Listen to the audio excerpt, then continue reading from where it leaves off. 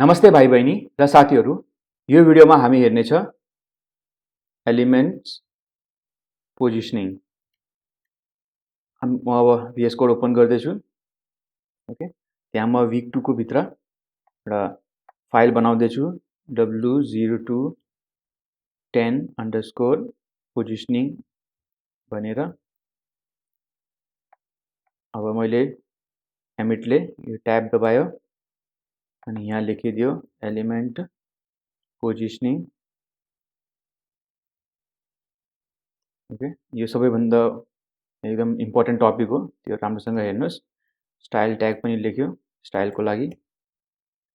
Okay, अब यहाँ के गर्छु भने एउटा H1 मा एलिमेन्ट पोजिसनिङ भनेर लेखिदियो अनि अब गोलाइमा क्लिक गर्यो तल। ओके, आयो। अब मैले यति गरी यता लग्छु अनि यसलाई साइड बाई साइड लियो। यहाँदेखि अब म अलिकति यो कोडमा गएर भ्यूको भित्र टगल वर्ड ऱ्याप गरिदिन्छु हैन त यस्तो आउँछ।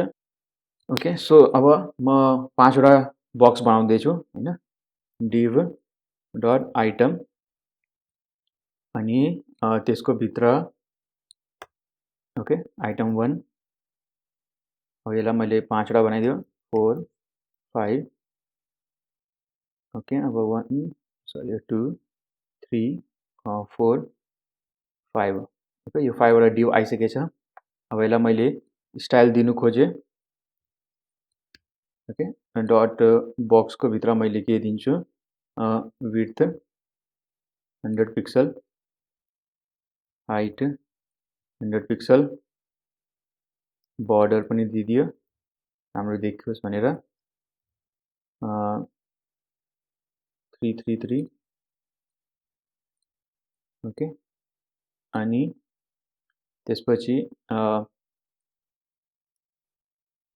के बक्स भयो आइटम भएन। अब हेर्नुहोस्, अब के गरौँ यसलाई ब्याकग्राउन्ड पनि दिउँ। ओके, ब्याकग्राउन्ड दिन्न म अहिले यसलाई अलाइन गरिदिन्छु टेक्स्ट अलाइन सेन्टर हैन त सेन्टर आयो हेर्नुहोस्। त्यसपछि अलिकति प्याडिङ दिउँ 2 rem टप बटम अनि 1 rem लेफ्ट राइट। ओके, अब यो अलिकति जो एक्स्ट्रा जो प्याडिङले अब अलिकति साइज बढाउँदैछ हैन विड्थ र हाइटको, त्यसलाई के गरिदिउँ रिमुभ गरिदिउँ। तिमीलाई थाहै छ बक्स साइजिङ बर्डर बक्स गर्ने हो।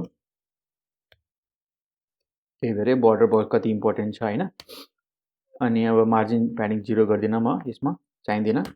अब के गरौँ, अब यो इन्डिभिजुअल आइटमहरूलाई टार्गेट गरौँ। यो आइटम 1। ओके, त्यसपछि यो आइटम 2, यो आइटम 3, यो आइटम 4, यो आइटम 5। ओके, अब म आइटम 1 लाई टार्गेट गर्दैछु। ह्यास गर्नु पर्यो किनभने त्यो आइडी हो आइटम 1। त्यसलाई मैले के दिन्छु ब्याकग्राउन्ड कलर रेड दिन्छु। रेड भयो हैन। रेड भएपछि त्यसको कलर अलिकति यो दिनु पर्यो हैन 1। नाउ यसलाई मैले के गर्छु भन्दाखेरि अब एकदमै सिम्पल हैन, यसलाई पोजिसन दिन्छु। अहिले पोजिसन के छ बाइ डिफल्ट स्ट्याटिक। ओके, यो डिफल्ट पोजिसन हो स्ट्याटिक। ओके, सो अब मैले के गर्छु यसलाई ओभरराइड गरिदियो हैन। अब यहाँ मैले अर्कै एउटा पोजिसन रिलेटिभ लेखिदियो भने यो ओभरराइड हुन्छ माथिको हैन। त यो हैन के भएकै छैन है। सो अहिले हामीले भन्दाखेरि यहाँ यसमा के हुन्छ no effect of top bottom and left right property भन्दाखेरि के हो। अब हेर्नुहोस् यसलाई मैले कमेन्ट गरिदियो अनि यसलाई टप दियो 100। ओके, केही भएन। बटम दियो 100, केही भएन। ओके, सो यसले टप बटमलाई केही इफेक्ट गर्दैन पोजिसन जब स्ट्याटिक हुन्छ। अब हेर्नु मैले रिलेटिभ दियो टप कति भयो, टप के भयो तल 100 आयो हैन र। सो अब म अलिकति टपलाई 20 गरिदियो, ओके 200 भयो, 20 गरिदियो, ओके अलिकति आयो। अब लेफ्टलाई के गरिदियो मैले हाम्रो 100 जति विड्थ छ त्यति लिएर हेर्नुहोस्, ओके। सो यो पोजिसन रिलेटिभ गर्दाखेरि तपाईँको टप लेफ्ट राइट होइन त्यो एक्टिभ हुन्छ, त्यसको इफेक्ट हुन्छ। अब म के गर्छु एउटा अर्को बनाउँदैछु होइन, आइटम 2 र 3 लाई मैले एउटा कन्टेनरमा लियो, div डट कन्टेनर होइन एउटा प्यारेन्ट भन्ने एउटा डिभमा लिन्छु, प्यारेन्टको भित्र लियो 2 र 3 लाई, ओके। अब यसको प्यारेन्टको अलिकति डिफाइन गरिदियो। प्यारेन्ट म के दिन्छु भन्दाखेरि हाइट यसको 400 पिक्सल दियो, विड्थ यसको 400 पिक्सल दियो, ओके। हेर्नुहोस् 400 पिक्सल दिँदाखेरि अलिकति तल आयो, किनभने आइटम 4 चाहिँ त्यो प्यारेन्टको पछि हो, ओके। यो नर्मल फ्लो हो। अब नाउ यसको ब्याकग्राउन्ड कलर दिन्छु होइन, ई, ओके। यसको ब्याकग्राउन्ड कलर आइसक्यो। यसको पोजिसन बाई डिफल्ट स्ट्याटिक छ होइन, तपाईँलाई थाहै छ, यसको पोजिसन लेख्नु पर्दैन। अब के गर्छु म चाइल्डलाई टार्गेट गर्छु होइन, प्यारेन्ट एन्ड आइडी आइटम 2 लाई, आइटम 2 लाई टार्गेट गर्छु। आइटम 2 लाई के गर्छु मैले यसको ब्याकग्राउन्ड पहिला कलर अर्कै दियो होइन, ब्याकग्राउन्ड कलर मैले रेड ब्लू दियो होइन, ब्लू भइसक्यो। अनि त्यसको कलर पनि दिउँ व्हाइट, ओके। अब यसलाई के गर्छु मैले यसको पोजिसन दिन्छु, हेर्नुहोस् पोजिसन मैले के दियो एब्सोल्युट। सो के भयो भन्दाखेरि एब्सोल्युटले जो नर्मल जो फ्लो छ, ओके। यहाँ हेर्नुहोस् यसको तपाईँले सोच्दैछ होला यहाँ अर्को जो बक्स 3 त आइटम 3 छ त्यो माथि गयो होइन, गायब भइगयो होइन, त्यो तलै छ। हेर्नुहोस् मैले जेड इन्डेक्स के हो, यो कुन सा आइटम तपाईँको आँखाभन्दा नजिक छ, ओके। त अहिले मैले आइटम 2 को जेड इन्डेक्स तल गरिदिएछु, डिफल्ट 0 हो होइन, अहिले मैले माइनस गरिदिएछु, त्यही भएर त्यो आइटम 2 चाहिँ आइटम 3 को पछाडि गएको छ, ओके।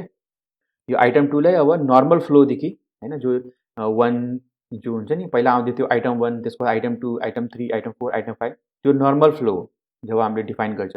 यो पोजिसन एब्सोल्युटले त्यो आइटम 2 लाई बाहिर ल्यायो, त्यो नर्मल फ्लोदेखि जो आइटम्सहरूको जो फ्लो हुन्छ नि आउनेको त्यहाँदेखि यसले बाहिर लिएर आयो, ओके। अब यो हेर्नुहोस् अब मैले के गर्छु टप दिन्छु, ओके। टप के दियो मैले 100 पिक्सल दियो। अब टप 100 पिक्सल दिँदाखेरि के हुन्छ यो हेर्नुहोस्, यो के भयो, यो हाम्रो आइटम 2 माथि आयो भन्दाखेरि यो प्यारेन्टसँग माथि आयो, ओके। जस्तो यो मैले टप 0 पिक्सल राखेँ त कहाँ गयो सबैभन्दा टपमा गयो। त यो जो एब्सोल्युट छ त्यो प्यारेन्टसँग रिलेटेड हो, okay. Absolute is related to parent element, okay. So अब प्यारेन्ट एलिमेन्ट कहाँ छ अहिले आइटम 2 को प्यारेन्ट एलिमेन्ट हो डिभ, यो प्यारेन्ट होइन, तर यो प्यारेन्टमा अहिले पोजिसन स्ट्याटिक छ होइन, यसमा केही लागेको छैन, त्यही भएर यसले के गरेछ हाम्रो बडीको जो छ होइन, बडीको रिलेटिभ यो जान्दैछ अहिले, ओके। मान लो अब यो प्यारेन्टलाई हामीले के गरिदियो, यो जसको प्यारेन्ट आइटम 2 को प्यारेन्ट यो डट प्यारेन्ट हो त्यसलाई मैले के गरिदिन्छु पोजिसन रिलेटिभ गरिदियो, ओके। अब के भयो यो अब तपाईको यो कन्टेनर यो प्यारेन्ट जो छ नि हाम्रो प्यारेन्ट जसको ब्याकग्राउन्ड कलर ग्रे छ होइन, त्यसको रिलेटिभ यो हुँदैछ, हेर्नुहोस् लेफ्ट 50 पिक्सल हेर्नुहोस्, त त्यसको हिसाबले चेन्ज हुँदैछ त्यसको पोजिसनहरू, ओके। त तपाईँले के बुझ्नुभयो यहाँदेखि कि यो जो एब्सोल्युट छ पोजिसन एब्सोल्युट छ त्यो को इफेक्ट तब हुन्छ जब त्यसको प्यारेन्टमा पोजिसन रिलेटिभ लाग्छ, okay.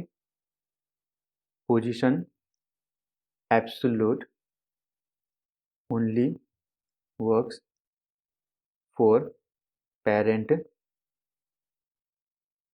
For parent with position relative. Okay, त्यस्तै अब के गरौँ, एउटा अर्को चाइल्ड बनाऊँ आइटम 3 हैन, जो हाम्रो आइटम 3 छ त्यसलाई के गर्छु मैले ब्याकग्राउन्ड रेड ब्लू ग्रीन दिदियो हैन, ग्रीन भयो, त्यसको कलर पनि दिदियौँ। ओके, आयो। अब यसलाई मैले के गर्छु, यसलाई बटम लग्छु, टप थियो हाम्रो बटम, अब यो 100 पिक्सल केही भएन किनभने हामीले पोजिसन नि दिएन हैन, राइट। पोजिसन दिए पो त्यो बटम तल हैन माथि हुने। अब एब्सोल्युट दियो, हेर्नुहोस् अब बटमदेखि 100 पिक्सल माथि गएको, यसलाई राइट दिन्छु, राइटदेखि तपाईँ 100 पिक्सल आउनु हैन, राइट आउनुहोस् भनेर। ओके, यहाँ हेर्नुहोस् आयो। सो यो तपाईँले यस्तो पोजिसन चाहिँ त्यो प्यारेन्टसँग रिलेटिभ हुन्छ भन्दाखेरि तपाईँको जब तपाईँले एउटा एलिमेन्टलाई पोजिसन एब्सोल्युट दिन्छ त तपाईँले हेर्नुपर्छ कुन सा प्यारेन्टको रिलेटिभ छ। ओके, त्यसकै हिसाबले त्यो त्यसको पोजिसन चेन्ज हुन्छ। अब अझै अर्को दिउँ हैन, आइटम 4। ओके, त अर्को कुन सा छ, अब यसलाई म के दिन्छु, ब्याकग्राउन्ड पहिला दिन्छु रेड ब्लू ग्रीन येल्लो दिन्छु। ओके, येल्लो दिदियो। ओके, येल्लो भएन, येल्लो दिदियो, हेर्नुहोस् यता आयो हैन। अब यसलाई म के गर्छु भन्दाखेरि पोजिसन एउटा के छ भन्ने फिक्स्ड। अब यो हेर्नुहोस् के भयो, अब यो फिक्स छ हैन, किनभने यो यसको अलिकति स्क्रोल त्यति भएको छैन, त्यही भएर म के गर्छु, हाम्रो यो जो बडीको हाइट छ त्यसलाई बढाइदिन्छु हैन, बडी हाइट यसलाई 2000 पिक्सल सपोज, यस्तो हाम्रो एकदम ठुलो पेजको हैन त्यो छ हाइट, यहाँ हेर्नुहोस् फिक्स भयो। अब त्यो कतै जान्दैन, त्यो जता छ त्यही फिक्स भयो, हेर्नुहोस्। ओके,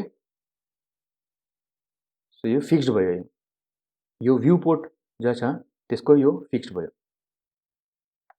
नाउ आइटम 5 लिन्छु, एउटा लास्ट पोजिसनको भ्याल्यु छ, त्यसलाई म ब्याकग्राउन्ड ब्ल्याक दिदियो अनि कलर सेतो दियो हैन। त यो के भयो 5 हैन। अब यसलाई म के गर्छु, यसलाई स्टिकी गर्छु, position sticky.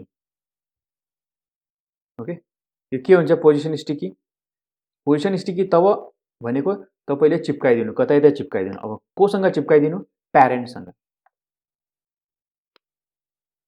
Stick this element, stick element to the parent. Okay, अब यो प्यारेन्ट के छ, यहाँ तपाईको बडी छ, त्यही भएर यो बडीसँग चिप्किँदैछ, राइट। तब यहाँ हेर्नुहोस्, अब यो चिप्केको अहिले थाहा छैन, त त्यसलाई के दिनु पर्यो, पोजिसन दिनु पर्यो कि तपाईँ टप 0 मा चिप्किहाल्नुहोस्। हेर्नुहोस्, अब मैले यस्तो गर्दैछु टप 0 मा भन्दाखेरि तपाईँको यो जो प्यारेन्ट छ त्यसको हिसाबले, त्यो प्यारेन्ट एलिमेन्टको हिसाबले तपाईँ टपमा हैन फिक्स भइहाल्नु या चिप्किहाल्नुहोस्। ओके, त फिक्स्ड के थियो, फिक्स्ड जहाँ छ त्यहीँ बसिन्छ। टप के हो, त टप के हो, तपाईँ मुभ हुन्छ तबसम्म मुभ गर्नु जबसम्म त्यो तपाईँको पोजिसन टप हुँदैन 0। अब मैले के गरिदिन्छु, यहाँ 100 गरिदिन्छु। ओके, यहाँ हेर्नुहोस्, अब यो के हो, हाम्रो यहाँ अहिले यस्तो छ हैन। मैले माथि स्क्रोल गरेँ अनि स्क्रोल गरेँ, यहाँ हेर्नुहोस् यो 100 भयो। ओके, यहाँ 100 सम्म फिक्स भइदियो यसको पोजिसन। ओके, यो कहिले काम आउँछ, तपाईको एड राइट साइडमा या लेफ्ट साइडमा हैन कन्टिन्युअसली तपाईले दिखाउनु पर्छ वेब पेजमा, त्यसको लागि काम आउँछ यो। अब एकछिन एउटा इमेज देखाउँछु जसमा मैले पोजिसनहरुको बारेमा देखाएको छ। यहाँ हेर्न सक्छ तपाईले, यो हाम्रो 5 वटा पोजिसन भ्याल्यु छ, स्ट्याटिक, रिलेटिभ, एब्सोल्युट, फिक्स्ड र स्टिकी। सो स्ट्याटिक चाहिँ डिफल्ट भ्याल्यु हो, त्यसमा टप बटम लेफ्ट राइट प्रपर्टिजहरुको केही असर हुँदैन। रिलेटिभ भनेको त्यो चाहिँ आफ्नो नर्मल पोजिसनदेखि त्यो मुभ हुन्छ जति हामीले टप बटम लेफ्ट र राइटको भ्याल्युज दिन्छ। पोजिसन एब्सोल्युट दियो भने हाम्रो एलिमेन्ट त्यो प्यारेन्ट एलिमेन्टसँग रिलेटिभ हुनेछ जसको पोजिसन रिलेटिभ छ। फिक्स दियो भने यो भ्यू पोर्टदेखि रिलेटिभ हुनेछ अनि यस्तो लाग्छ जस्तो यो एलिमेन्ट फिक्स भइसकेछ। स्टिकी दिँदाखेरि एलिमेन्टको पोजिसन स्क्रोल पोजिसनसँग बेस्ड हुन्छ। जस्तो टपको भ्याल्यु 0 दियो भने एलिमेन्ट तबसम्म स्क्रोल हुन्छ जबसम्म त्यो भ्यू पोर्टको टपसम्म पुग्दैन। यसमा जेड इन्डेक्सको बारेमा अलिकति इमेजदेखि मैले बुझाउनु प्रयास गर्दैछु। लेफ्ट साइडमा हेर्नुहोस् तपाईँ, यो लेफ्ट साइडमा तपाईँको यो जेड इन्डेक्स चाहिँ तपाईँको आँखाको जो एक्सिस छ हैन त्यो हो अनि एक्स एक्सिस चाहिँ होरिजन्टल, वाई एक्सिस चाहिँ वर्टिकल। त जेड इन्डेक्स तपाईँको आँखाको एक्सिसमा हुन्छ। राइट साइडमा तपाईँले हेर्नुभयो भने जति पनि पोजिटिभ जेड इन्डेक्सहरू छ त्यो तपाईँको आँखाभन्दा नजिक छ अनि जति पनि नेगेटिभ जेड इन्डेक्स छ त्यो आँखाबाट टाढा हुन्छ। यसको मतलब के हो भन्दाखेरि तपाईँको जति पनि एलिमेन्ट जसको पोजिटिभ जेड इन्डेक्स हुनेछ त्यसले नेगेटिभ या 0 इन्डेक्स भएको एलिमेन्टलाई ओभरल्याप गर्नेछ।